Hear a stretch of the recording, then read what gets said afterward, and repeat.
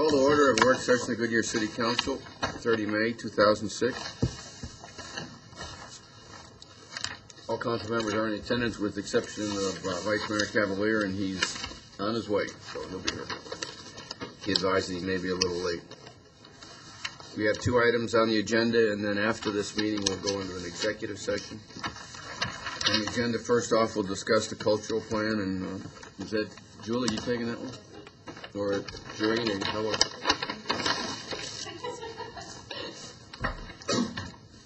Mayor and Council, I just wanted, Julie Richards, and I'm here to introduce her, but also this is part of what is on our website that we've been doing, the survey, and she's here to update you on not only the survey, but the broader scope of what the plan is. And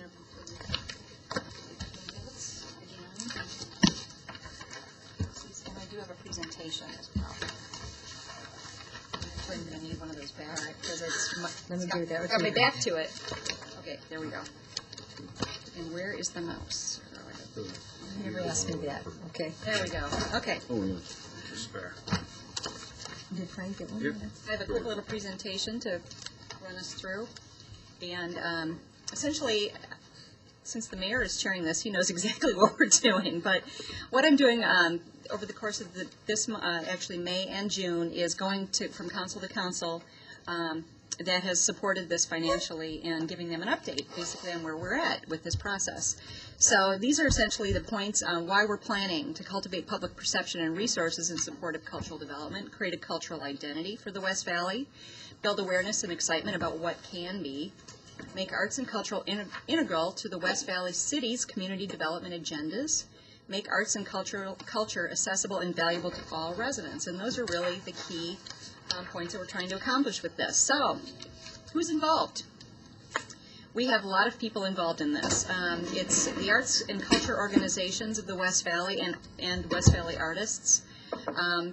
Key community partners are people from higher ed, key business leaders, governmental leaders, you name it, the municipalities, all of the cities in the West Valley. Westmark, MEG is part of it. And the Maricopa Partnership for Arts and Culture is also very interested in what we come up with and actually help fund this as well as potential consumers and current consumers of arts and culture in the West Valley. This is our project scope. We took everything west of the 17 and all the way to the Maricopa County line, and there was a lot of discussion about exactly what our project area scope should be, and after a lot of discussion and decision making, we came up with this scope area. So it's a huge area. What we did was we took all of the cities in the West Valley, cities and towns in the West Valley, and divided them into 10 areas for ease of use and just to break it down as well into areas that we think we could cover in a reasonable way. Also, if a city or a town happened to help fund this program, they were also given their own concentrated area, mainly so that they could get a very specific report back to their city once we were all done, based on the surveying and that type of thing. So these are our 10 areas. This is our project methodology and the game plan. What we're trying to do is examine our perceived relevance. Who are we reaching through arts and culture currently, and who are we not? One of the things that I really felt that was important about this process was because there's so many new people moving into this area that I felt that we really needed to get a handle on where people were as far as arts and culture was concerned and what people want, because that changes so quickly, especially with the way that the population out here is changing. So what do they think about what's currently offered? What do they know about what's currently offered? And more importantly, what do they want? And then we've collected inventory from all of the cities, the city plans, city budgets on what they spend on arts and culture currently, all that type of thing. And this is basically the spreadsheet of that, and what's been received and what hasn't. We're also doing a database analysis of the primary arts organizations in the West Valley. And that's not just West Valley arts organizations, but arts organizations serving the West Valley. So we've got the West Valley Symphony involved, not the West Valley Symphony, the Phoenix Symphony involved because they are a service provider. Phoenix Theater is a service provider. And I believe we added Ballet Arizona to this list as well. as in addition to all of the other groups that you see up here. And what we're going to do is take the databases and plot them across the zip codes that they currently serve, and that'll tell us who we're reaching. And it'll also show us the big gaps. What is a high potential area to attend arts and culture, and are we adequately reaching that group? And if not, then we know as arts organizations, all of us, that we should target that area better.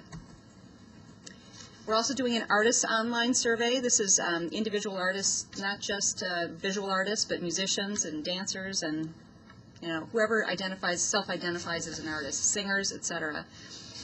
What do you think about the West Valley's cultural development? What role will you play in the future of the cultural development, and what do you need as an artist in order to thrive? And then we're also doing an organizational survey on those same actually, this is a much more expanded list. Any organization that provides any kind of arts program, so like the Y, if they do a drama camp, or if they do some visual arts programs and that kind of thing, the Boys and Girls Clubs, schools that have after-school programs, everybody is on this list, and we surveyed them as well to find out what they're doing as far as arts and culture. Same kinds of questions. This is the game plan. It took us quite a long time to prepare. Several months. I'd say it was about 9 months to get all of the cities on board, and then we launched the methodology, set the methodology, had our first meeting.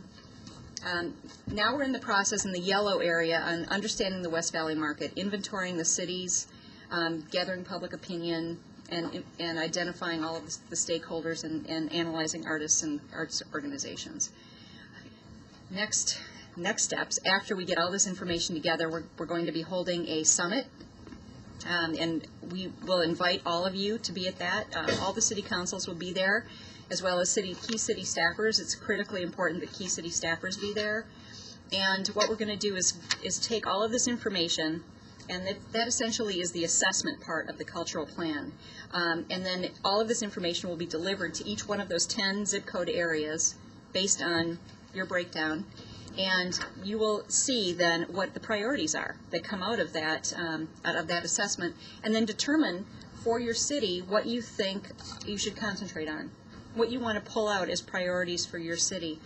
And then they'll bring that back to the whole group, and then all those priorities will then be basically delivered into an overall priority for the West Valley.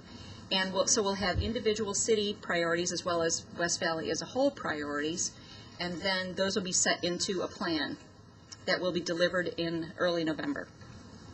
And the summit is September 12th and 13th, and I would encourage you all to mark your calendars for that, because we really would like you there. And then we'll, of course, be presenting all of this information to the cities in the first quarter of 2007. And this is just the timeline again. The plan will develop realistic strategies. The assessment will enable us to better understand how to respond to arts providers, identify specific strategic resources. There are reasons why community leaders and foundation representatives and business leaders are on the committee, so that they're part of the decision-making process and can help fund and provide resources for some of these ideas as they come about. The plan will recommend ways to reach and involve more residents and visitors in cultural offerings, and strategies that can easily be integrated into existing agendas and expand existing agendas, and ensure that the West Valley's cultural development will be greater than the sum of its individual cities, so that we can create a West Valley regional identity, so that people know that the West Valley is not a cultural wasteland, as I've heard from some people.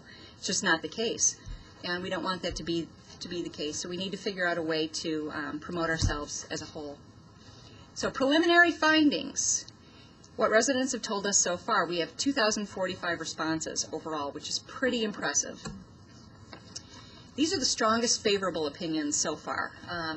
What West Valley residents of all ages should have, West Valley residents of all ages should have the opportunity to participate in creative endeavors, of course.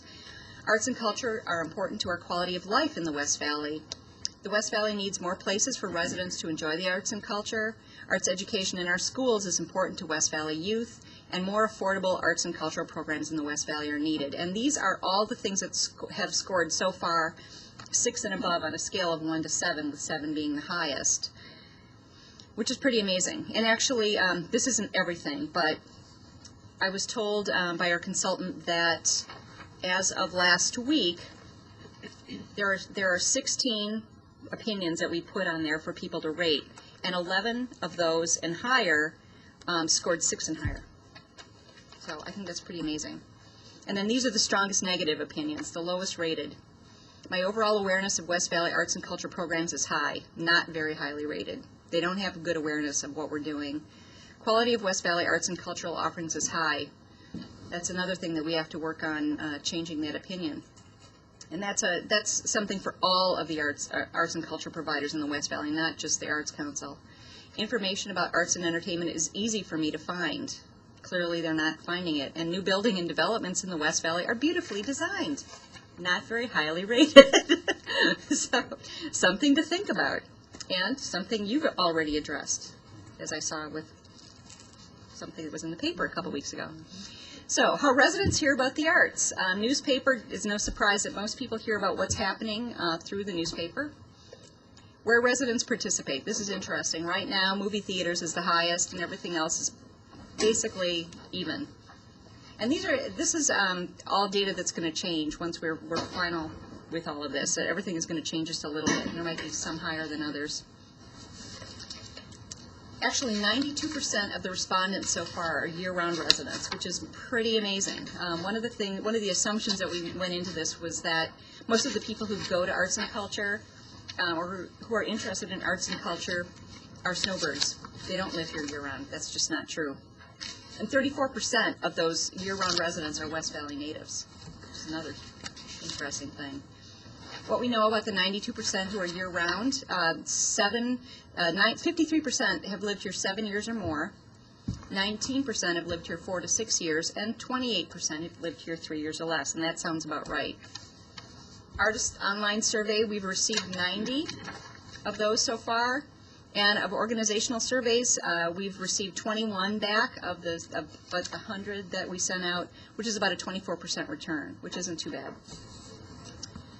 And as of May 16th, this is where we're at as far as our numbers go. And as you can see, Goodyear is doing very well. We're aiming for 200 for each city area, each of the 10 city groupings.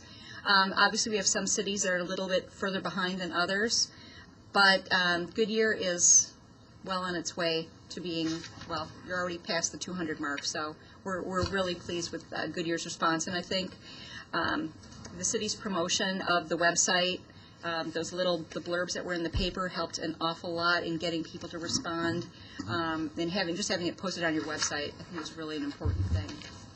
So, and then again, just the 200. And then key dates again, September 12th and 13th, the Cultural Planning Summit, and November 1 is the Cultural Plan launch. And that's where we're at. Any questions? Thank you, Julie.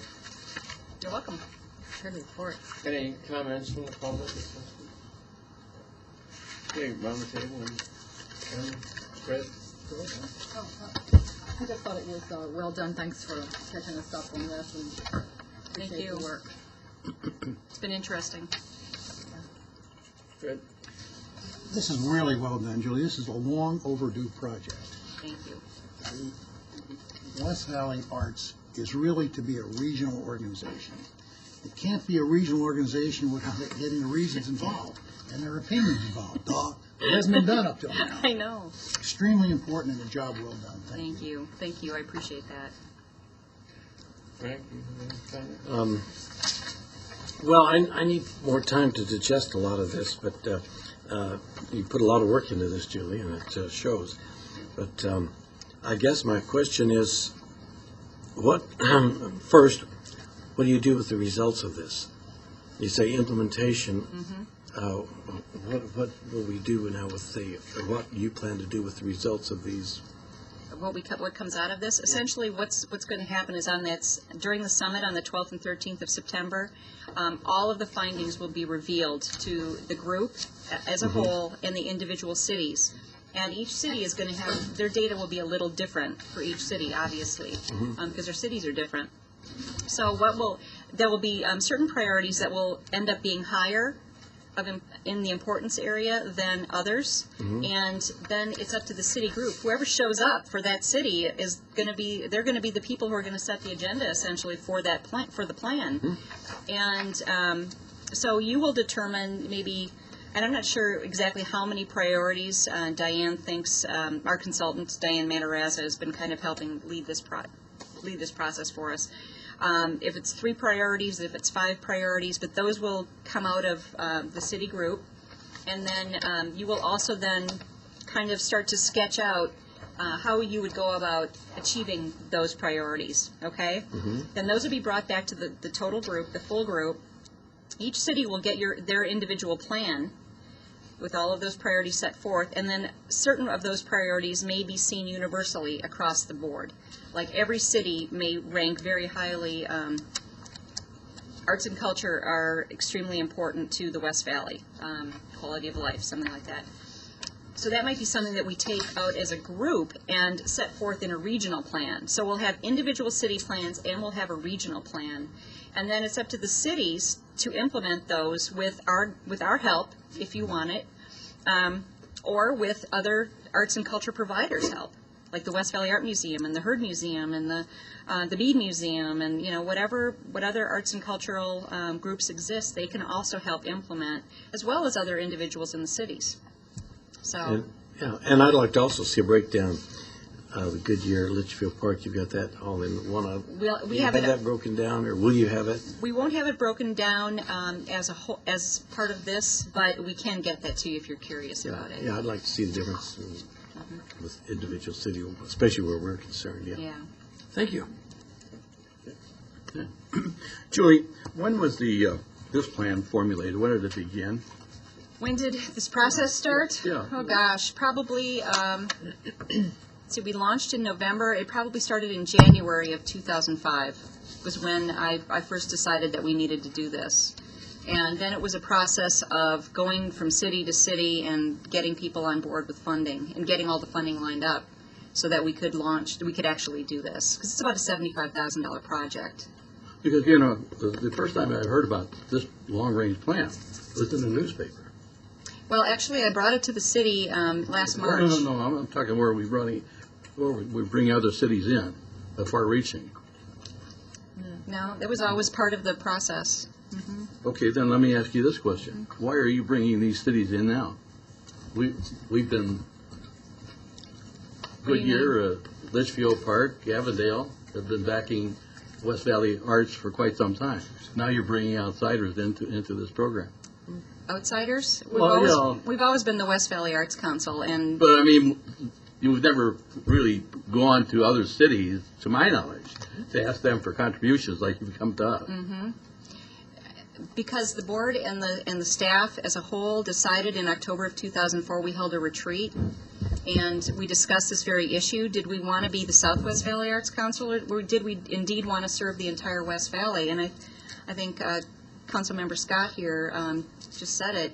We needed to serve the entire West Valley. We weren't doing it. We were calling ourselves the West Valley Arts Council, but we weren't doing that. And so we had a discussion around that very issue. Were we going to continue to just serve the Southwest Valley, or did we really truly need to expand the arts and to bring the arts to everyone in the West Valley? And it only made sense for us to really do that. We knew that the City of Surprise had several ideas. They'd put together a strategy for arts and culture, and we thought we had a role that we could play with them, help them implement some of their plans, and help bring the arts and culture to the City of Surprise residents with all of their expansion. The City of Peoria, all of the cities in the area, we have a role. We do have a role to play because arts and culture is not embedded in every single city in every single way.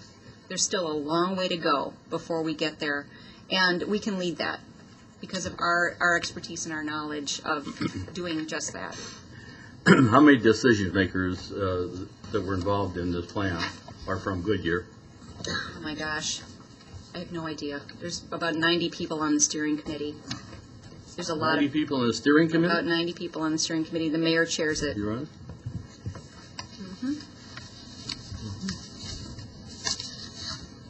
The 2,045 responses that you say you received, when and how was this done? I've never received anything in my home relative to this. We didn't do a mail survey. We did it by advertising through ads in the newspaper so people could go onto our website. And actually, there was a link on the City of Goodyear website where you could click on the link on the city website, go right to our survey. And that was publicized over and over and over again. And it actually, the City of Goodyear sent out a press release specifically as an alert to their residents to do just that. And that is really how we got the high number of responses, because the City of Goodyear numbers were way low until that happened. And that was in the paper for weeks. Evidently, I'm not reading the paper. Evidently not.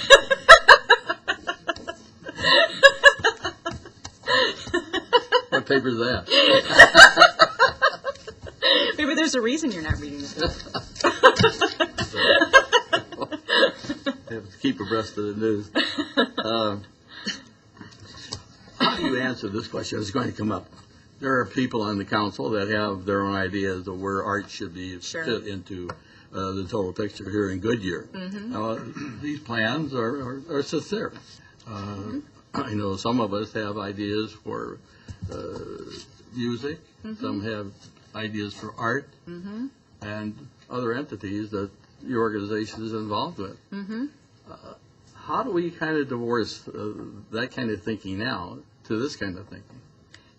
I don't think it's divorced. I think they're integral to each other. I think what we're trying to do, what we're about is presenting all of the arts, visual art and music and dance and drama and heritage arts and historic perspectives, and maybe a history museum could potentially come out of this. A lot of people have expressed that idea, preserving the history of the West Valley. I mean, there's just all kinds of things that go together, and in my opinion, I think we should have it all in every city, because that way we can have, people will have easy access to everything. As gas prices go higher and higher and higher, and as more trouble continues with the highways around here, people aren't going to want to travel downtown to see high-quality arts offerings. That's one of the reasons why we put together the Performing Arts Series this past year, because we knew that was definitely a need that was not being met. We have some nice museums that are out here in the West Valley. Some museums coming. The Herd is on its way. Actually, I think the grand opening is at the end of June. So there's lots of things that can still happen. There's room for all of it, and that's what we need to think about. Is how it all, making sure that we have all of it, that people can have access to everything, and that we create an environment that's arts friendly and that make people want to be a part of it. Is Westmark involved in this at all? Yes. Okay, thank you very much. Appreciate it. Rob, No, I just applaud your efforts. I think it's great to bring some sense of direction and figure out which way to kind of steer the ship and get moving in the right direction. So hopefully, Thank you. I look forward to the results and yeah, I'm just glad we're a participant in it and kudos to the mayor for being very actively involved in it. We really appreciate his participation. It's been great. I think at the end of the day, though, it'll give us a bit of a litmus test of exactly what Councilmember Sousa just said, is what about those ideas that some of us may have and whether or not they fit. Well, I think that would be, 2,000 some odd surveys, even at this point, if you end up with, 3,000 or 4,000, depending on how much time you have left doing them, will allow us to look back and say, well, this is what people are asking for. You may not be asking for Could I point out, one too, thing or another. Councilmember Sousa, it's not too late to take that survey. That's right. It's on our website. And they were carrying it around at the symphony up there, too. We just had computers hidden down there. He knows what to do. Buy a paper bill. No, they were in my office. I picked up one at the Must Is have been on somebody- Well, that vacation. thing There's that we other- went People are to, starting to pick on Councilmember Sousa now. ASU West. Yeah, They were- the summit. Yeah, the summit, they were passing them out Yeah. there. Julie, I think it's a great start, and it gives us a base, and that's what we have to have. We haven't had that before. We have something we can work from. And I think it's kind of hard for us because you have to look at this not as a competition with the other cities, because everything that the other cities discover, we'll share with them. And whatever their end result is in each of those cities, we may be sharing that particular program with them, and they will share ours with them. So I think we have to look at that in a total picture. And I appreciate all the hard work. Thank you. I would just follow up on Councilmember Souza's point, because he brought up something I hadn't really thought about, and that is that in the past, you've received your funding from a couple cities. Now you're talking about 10 or 15 cities, and we want those cities that have contributed to continue doing so. But I think if you want to expand your horizon, you got to expand your effort Don't worry. and go to their coffers. Yes. Start doing that. We already have this year. You should be happy to know. Because if not, in a couple Yeah, of but- years, people like in our city are going to be asking you that I question. know. So, Yeah. They're asking already. We're asking already. We don't pass up an opportunity. They're asking us why we're spending this kind of money. There's a way that I think that we can overcome that, and that is anything new that comes along, that any new development, and some of the things that you and I have spoken about, if we develop it here and we see that the Arts Council is supporting it, then it's going to sit well with the residents, and then they won't feel so negatively about contributing. And I don't know that they do. Well, I think the big thing is that you saw in a survey, they didn't know. They don't understand. Exactly right. They don't know what's out there. They don't. And so I guess that's the key right there. You got to inform the people what's going on. You got to toot your own horn. You got Well, to. the survey helped inform them, I think, Yeah, to it a was. certain extent. I wasn't surprised that people didn't have a great awareness, but the problem is, how do we reach them? And that is a giant marketing issue, and we're dealing with that every day. Is that part of your survey? Did you ask them how they would like to be notified? Yes. Or how do they learn about Didn't you arts fill and those cultural in? offerings? So, okay. Thank you, Julie. thank you very Anything much. else? Appreciate it.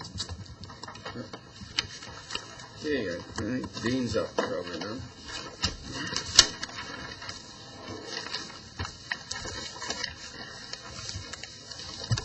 This ought to be theatrical.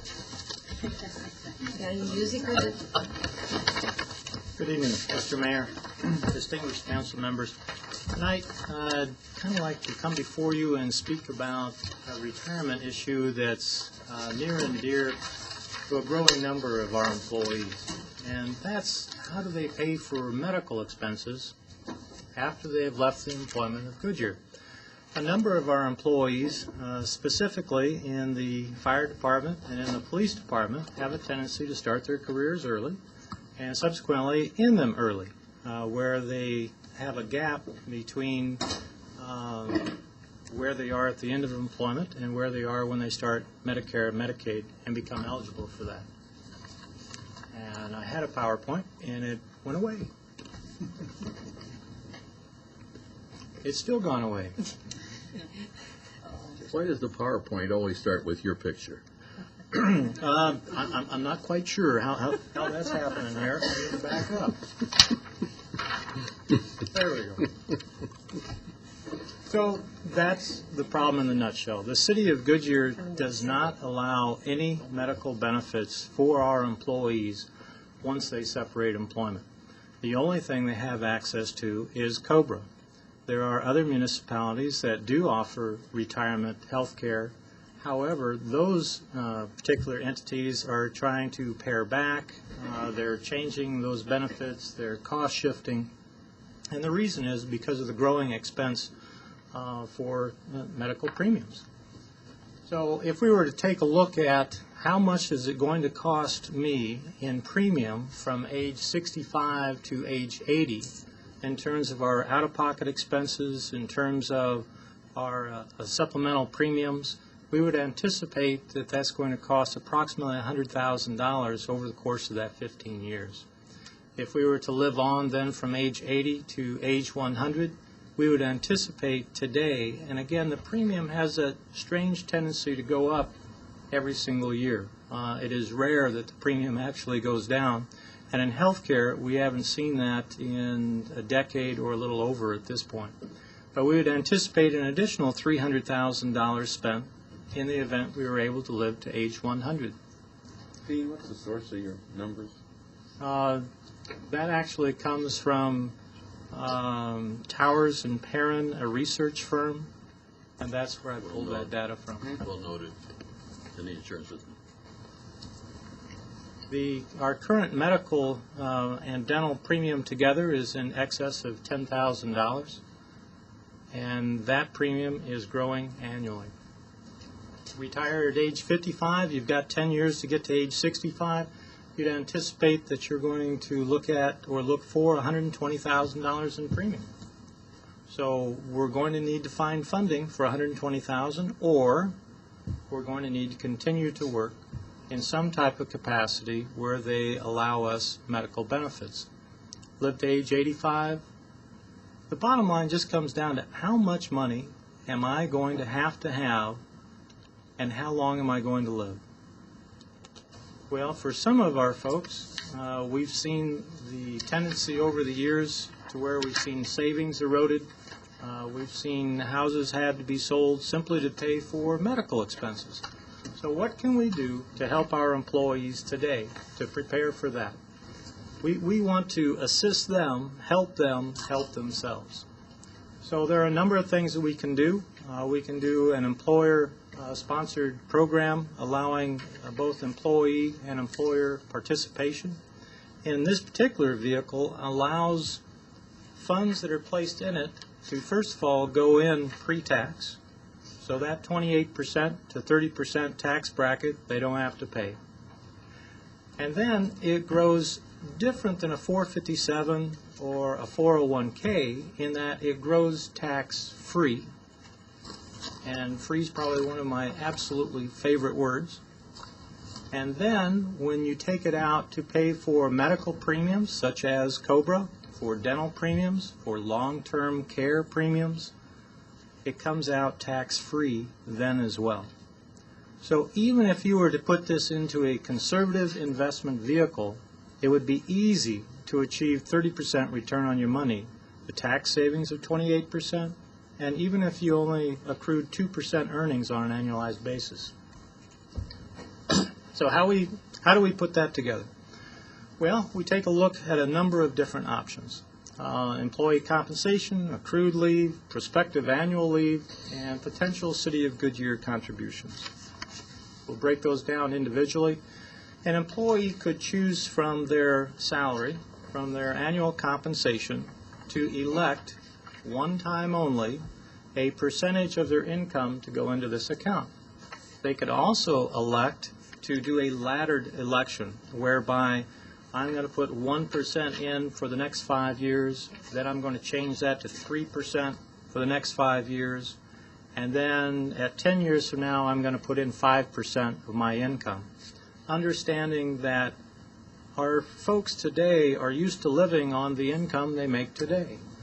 But for most of our folks who are very successful in their careers, they have a tendency to make more money over a period of time.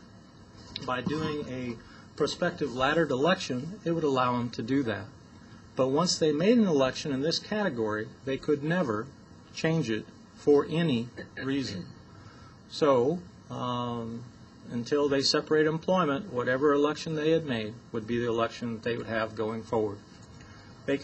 That's one category. Then moving into a second category, they can make an election here to where upon retirement or separation of employment, they could elect a percentage of their sick leave bank.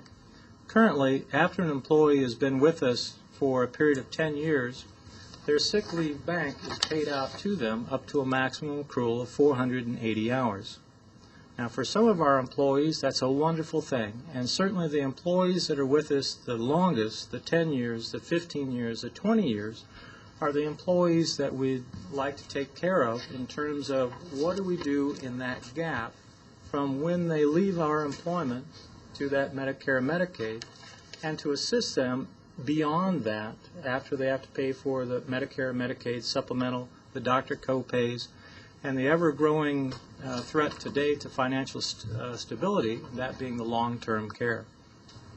They could elect a portion of their vacation bank accrual at that time, 0 to 100%, and any other compensatory time that they may have at that time. For instance, comp time might be an example of that. Annually, they could make a prospective leave, is what's being recommended through the city manager today, sick and vacation. On the sick leave balance, currently there's a maximum cap of 720 hours. It's being suggested that we allow an employee who has accumulated 480 hours, that's their maximum bank, and I believe today there's a total of 58 employees in that particular category, that they would be allowed to contribute 24 hours of their accumulated sick leave bank into this particular program. For the employee, again, it comes out pre-tax, so the city also saves at 7.65%, but it also then certainly grows tax-free for them as well. In the event that they had reached their maximum cap of 720 hours, and we anticipate that by December 31st there would be 28 of our employees that would be eligible who had reached their maximum cap, that they'd be allowed to place 48 hours of that sick leave bank into this flex spending account. These are annual prospective elections. They are made in the year preceding, and they cannot be changed. So, for instance, I elect to put 24 hours of my sick leave bank, but next year I have a major illness where I have to draw down on that bank. I cannot change my mind at that point. That 24 hours would go into the retirement savings plan. The cost, again, 28 employees we think would be eligible, $57,454. And then an additional 30 employees over the top of that, reaching their 480-hour accrual. So as to not affect next year's budget, but certainly would in subsequent years, the enrollment for next year, the election for next year, would not be placed into the accounts until after July 1st of 2007. Annual prospective vacation leave. In this particular area, we want to make sure that our employees utilize their vacation. We don't want them to not be able to take a vacation, and we want to be in a position where we encourage that. So what we have done is we have said, providing you have taken 40 hours of vacation, and providing you still have 40 hours vacation time in your vacation bank, you may annually elect to take 16 hours of what's in your vacation bank and also contribute into this health retirement savings plan. These would be additional funds, but would lower the financial accrued liability. Certainly the vacation time is something that would be paid out to the employee at some point, and what we'd be doing here is simply putting that into the health retirement savings plan instead of paying it direct to the employee. We think that there would be about 145 employees eligible, and that about 75% of those employees would elect this option. 75% sometimes raises a question, well, where did that figure come from? That's a best guess, is exactly what that is. Some of our employees value vacation time more than they value the ability to put this into that account. Sometimes because they have families, sometimes because there's a vacation, and sometimes in the education process they don't fully understand the benefit of a pre-tax. But that would be my job, to make sure that each of our employees understood that clearly. So we anticipate the total cost for this would be $67,500. And again, that would not be placed into those accounts until after July 1. The city could, on an annual basis, elect to place additional funds into the account. That is something that could be done at any point, and if the council so wished, they could certainly do that this evening as well. Eligibility, full or part-time employees. All employees initially will have a 60-day window. It is a decision to be taken seriously because it cannot be reversed. The employees, in terms of their accumulated leave upon separation, would be encouraged not to elect that unless they were coming within 2 to 3 years of separation of employment, their retirement, or when they plan to leave the employment. For the simple reason things change, and we want to get them fairly close to when they feel they're going to separate employment before we would encourage them to make that election if they so desired. Open enrollment for that, we would anticipate, would be December 1st through the 31st. And in order to be eligible, all you have to do is leave. That is the only criteria. You do not have to retire. Part of the reason for that is some of our employees start with us at a little older age, oddly enough, a little bit more experienced, shall we say. And they may only be working with us 3 to 4 years. This gives them the ability, certainly, to take those funds out. Each of us are in different positions financially, and this allows us to structure this in such a way to assist every employee with those expenses after they separate employment. Some of the downsides are, we've covered bullet point 1. The city does not pay for the plan administration. The employee pays for that plan administration, so there's no cost to the city in that respect. The employee, for an account that's under $10,000, which would be virtually every account in the first few years, pays $40 on an annualized, 40 basis points. So that is less than 1/2 of 1% is what that is on an annual basis.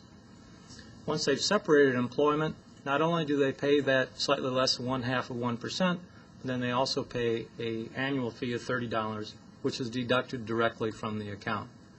Some of the upsides, we've talked about this, the fact that it's pre-tax and grows tax-free and comes out tax-free. That's just a wonderful event. That can be for certainly the employee's spouse, the employee's dependents, if they have any at that particular time, or they can name beneficiaries. But if the beneficiary becomes the individual to withdraw the funds, at that point it becomes a taxable event. This is the only vehicle that I know of that allows for premiums to be paid from a tax-free basis. And that's what makes this particular vehicle so attractive. Certainly anything that the employee can pay for out of a flex plan today, such as the doctor co-pays and hospital visit co-pays, things of that type, are also in this, and they can utilize those funds for that as well. Certainly any qualified expenses, again for you, spouse, or dependents. And you can change the name of your beneficiaries. If for some reason you like Harold today and next week you don't, you can change as often as you like who you want to name a beneficiary of that particular account. And with that, I'll close for any questions that you might have. Okay, thank you. Comments from the public? Questions? Okay, start with Councilmember Susan. We'll go around that way. First of all, I'm really amazed at your ability to deliver this type of program in the manner that you did. And I think it was a very great day for Goodyear when we hired you on as a risk manager. As being an insurance man, even this is above me.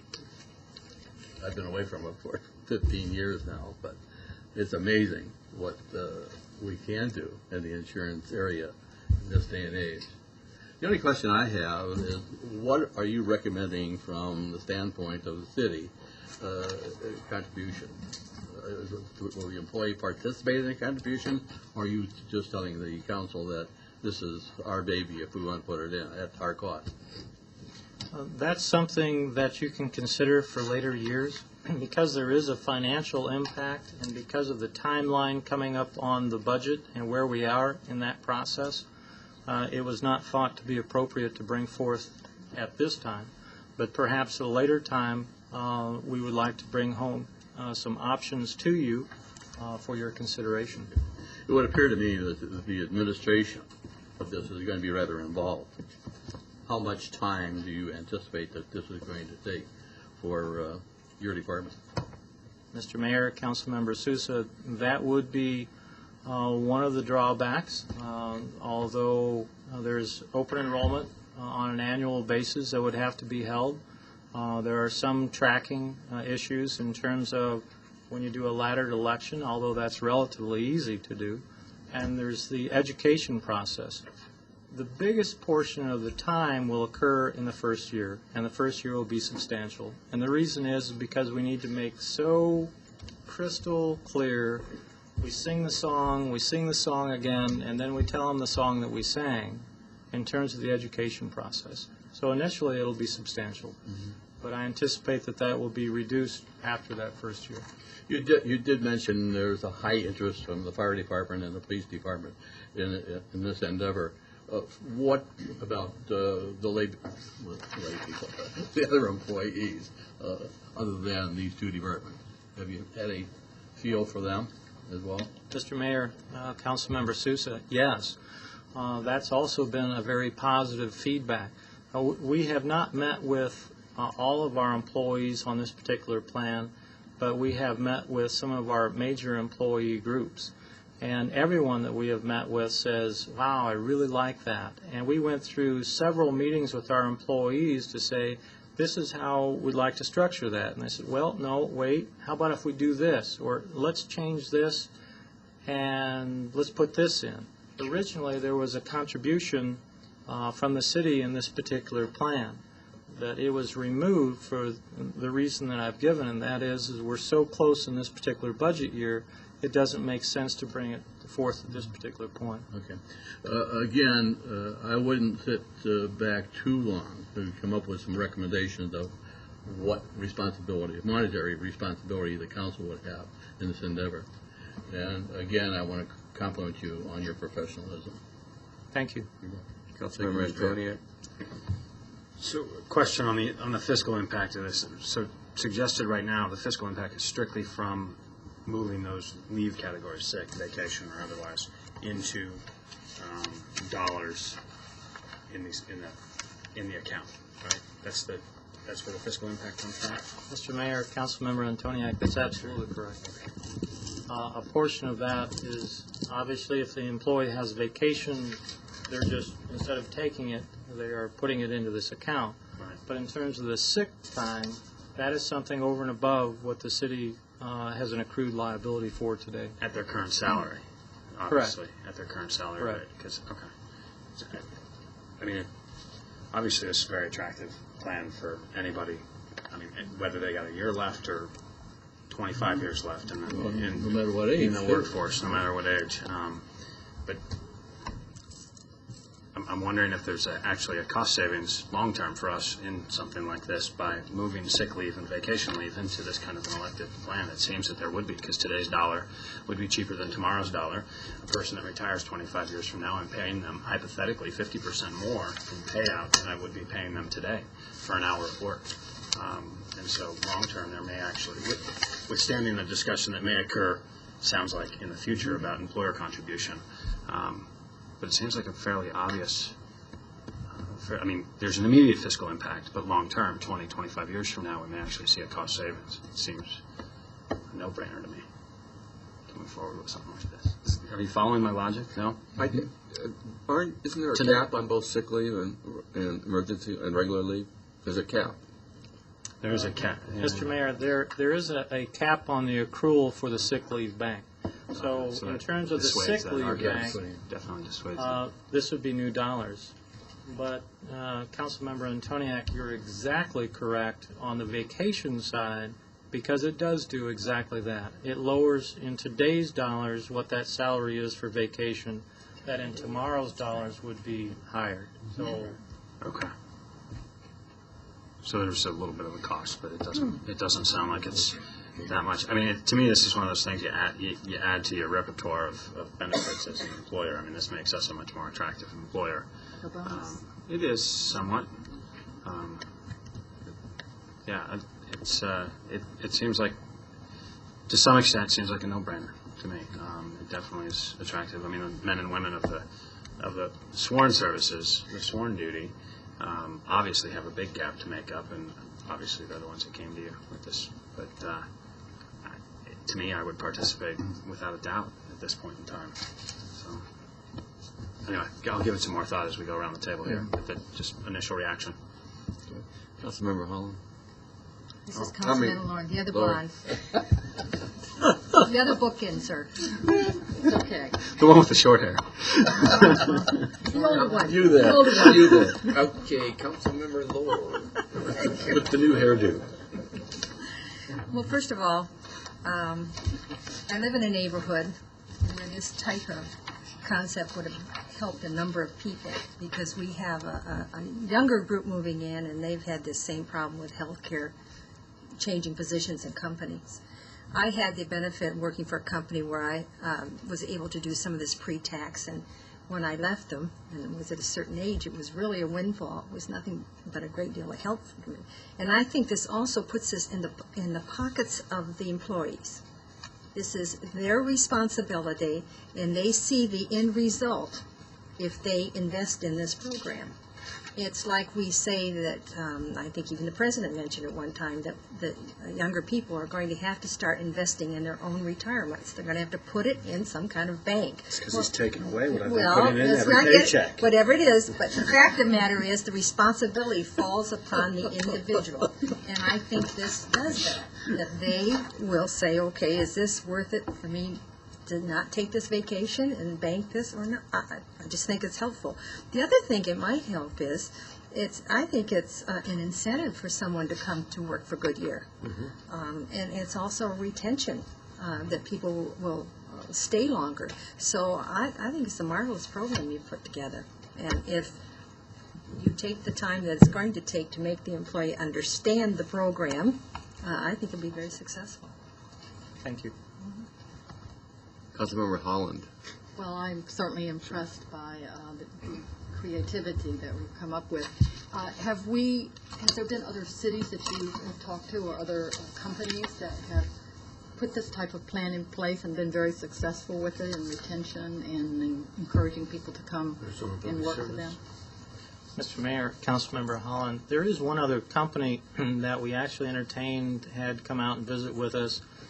That particular company had more of a plan that was structured all for one and one for all. So, in other words, if 51% of the employee group wanted to do X, put in 3%, then all of the employees would have to put in X. And the insurance committee was very uncomfortable with making it mandatory for some employees that are simply not in a position, or are in a position where they don't need to force them into something one way or the other. The other city that we spoke to, and there are others other than Peoria, was Peoria. That program has been very successful for them to date, but it's relatively new because this entire plan structure is only new within the last 2 to 3 years. Well, I'm certainly coming from a corporate environment. I just could see the need for something like this, and of course we didn't have it, and a lot of people get themselves into trouble. So it looks like it's a great program. I'll support it. Thank you. Councilmember Scott. It is a good program. A lot of thought went into it. I have a couple of questions, though. I think you're going to need help when you start this program. It was already, Dick started to go in that direction. Psychological? Well, both. You're going to have to outsource this. You're not going to be able to do the counseling, the educating all by yourself. So you might want to look at that and how much outsourcing or whatever you're going to get this help from, because that's going to be an expense to this program. So, but you're a bright guy, and I'm sure you've already thought about that. Next question, or the question, I've already talked to you once about this. When you get to age 65, having been involved with this program, will any of this revenue, any of this source flow be available for Medicare and, more importantly, supplemental premiums? Mr. Mayor, Councilmember Scott, all of it will be available for that. So that's great. That is really good. Only other concern or question I have, I'm not really sure by what statute this becomes tax-free money. You know, most of the 401ks and anything else you put your money into, you pay the piper when you take it out. You're not doing that here. How is that allowed? I'm not sure how that's Mr. Mayor, Councilmember Scott, this is done through an IRS ruling letter through the ICMA, and they are doing this actually as a nationwide program. Oh, okay. So they've already, IRS has taken a position. Yes. Good. Well, I support it. You've done a good job. Thank you. Thank you. Vice Mayor? Yeah, so just the one question I have. So far, this looks very good, but I just had one question, and I just need clarification, because I'm not a financial type person anyway. So, but in the fiscal impact over here, you state that it cost, estimated the first year cost the city to be $81,000 for sick leave contributions, and a maximum $67,500 for vacation leave contributions, if those contributions were shifted over. That's a cost to the city?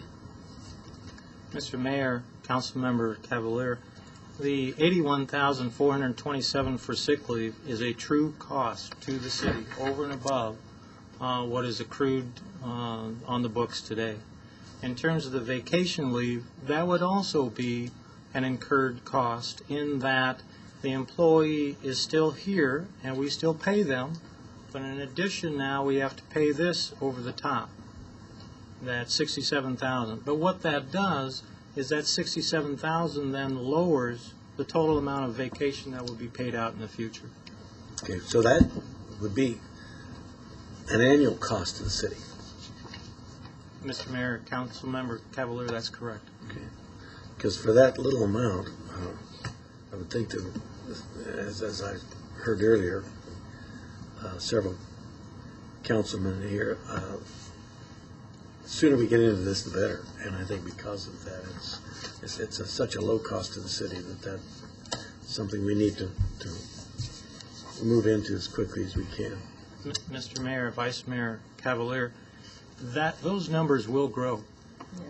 They will not stay at those numbers. Certainly will, yes. But Because there will be a certain amount of excitement for the program as more of the employees understand just how beneficial this program is to them.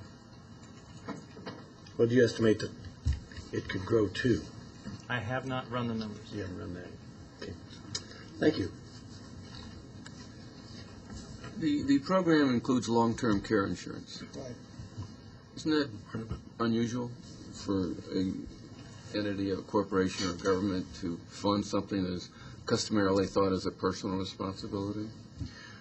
Mr. Mayor, this does not fund any individual plan. It simply allows for, here is the myriad of things that you could utilize these funds for. One of the things that's in that shopping basket, if you will, of things you could utilize those funds for would be a long-term care premium. It cannot be utilized for long-term care. For instance, if you went into assisted living and decided you needed to use the money, you cannot use it for that. So it would have to be in a premium type, insurance type of vehicle. No, and that's what I'm referring to. I've always thought of that as a personal responsibility. I never saw it government as a claim for that. Am I out of voted on that? But you have a choice.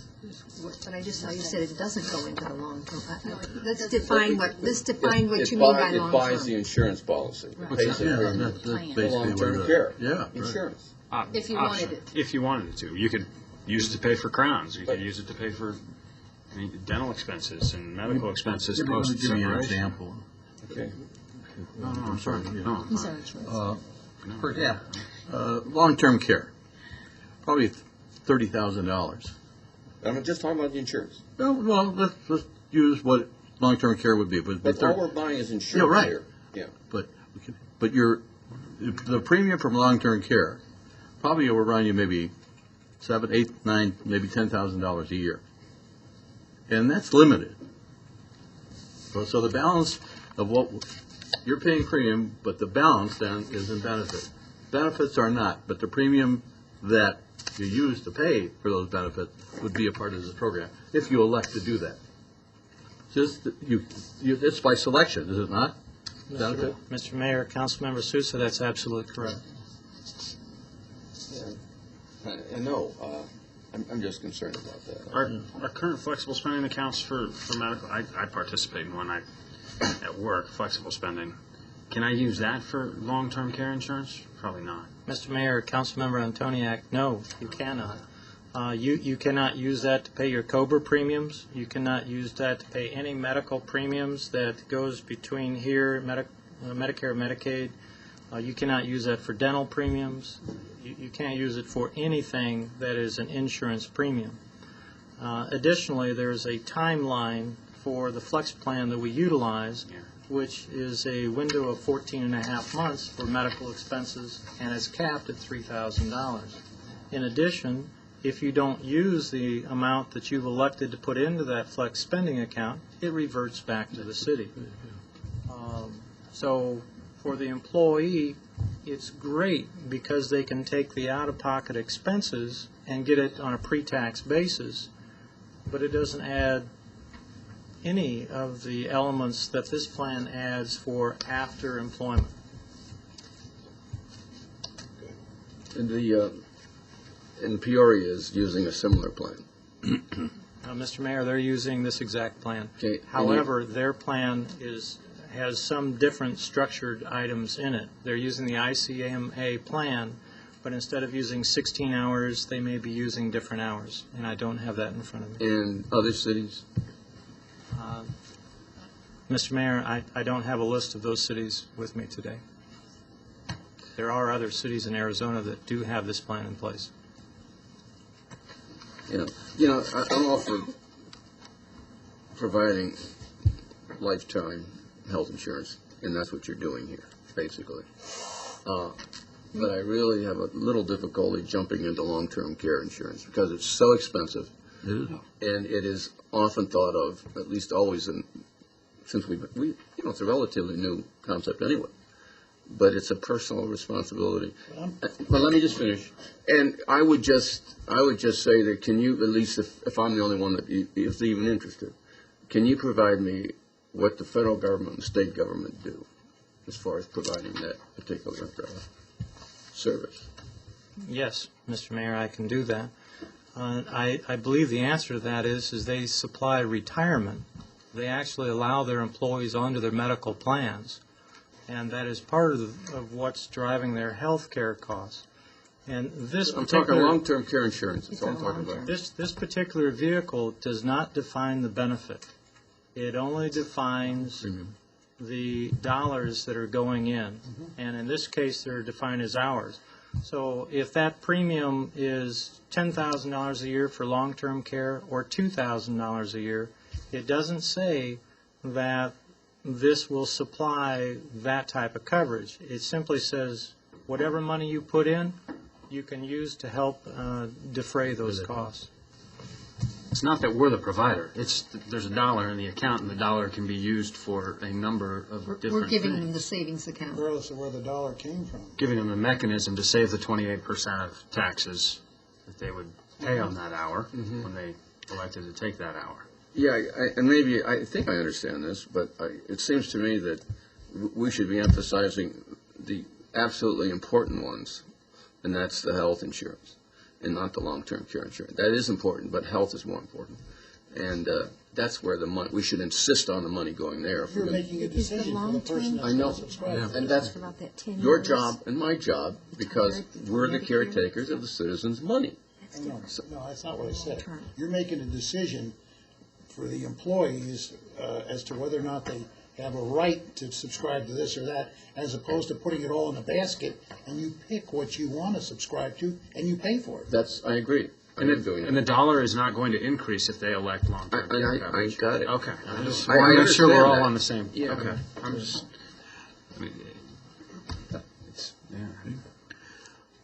Have you picked a carrier? Right, this program? Mr. Mayor, Councilmember Sousa, You don't have to, just yes or no? an insurance carrier? Yeah. No. Okay. Council, I just see this program enhancing the benefits for our employees and their dependents. And, and to the concern that the mayor has expressed, let's find out, just exactly what other cities or policyholders do in the area of long-term care. To me, long-term care is a vital coverage. I haven't opted for it yet, but I know it's going to be very, very expensive for me. And if I could have a program such as this to defray some portion of the premium I have to pay for that coverage, then it would behoove me to jump in on a program like this. Thank you. we're not talking about a provider here. We're talking about the Retirement Corporation, ICMA, is hosting a plan. The dollars will be put into what the employee does with it upon separation, whether they go to Blue Cross Blue Shield, Horizon, they go to Delta Dental, they go to, ABC long-term care coverage. Well, I ask a question simply so that if the administration gets so involved that there's some other source other than our own that can help us in administration. I think that's the attractiveness of this, though, is we're not picking anything but saying, you're going into ICMA Retirement Corporation with this retirement health savings plan. That's right. What you do with it at separation, based on eligibility, is yours. I mean, that's the beauty in this plan, whether it's, any one of the medical, dental, long-term, or just your basic premium. That's right. And just a point of clarification on my part, assisted living is not considered part of this. No. I mean, because assisted living doesn't come under insurance and under, No, does not. you can't even deduct. I know, we've got a situation with one of our family members, and the assisted living doesn't, he can deduct at all, it's just like rent. Mr. Mayor, Vice Mayor Cavalier, providing you had paid a premium that would pay a portion of that if you were required to go to assisted living, to that extent, yes, it would. However, if I'm in the position where I have to put my mother into assisted living tomorrow, you would not be able to use those funds for that. They would come from your assets. But if you had to go to assisted living, Come from your assets, doesn't come from... Would come from my assets. right, okay, that's. Okay, anything else? Okay, thank you. Thank you very much. Okay, we'll now move to adjourn. Let's take a break. We've got a lot of firemen here. I want to know how many of them are going to be quitting tomorrow. They're just showing their interest in this program. Okay, what we'll do is we'll meet, how about at 6:15? We'll start the exec session. Okay, this meeting is adjourned.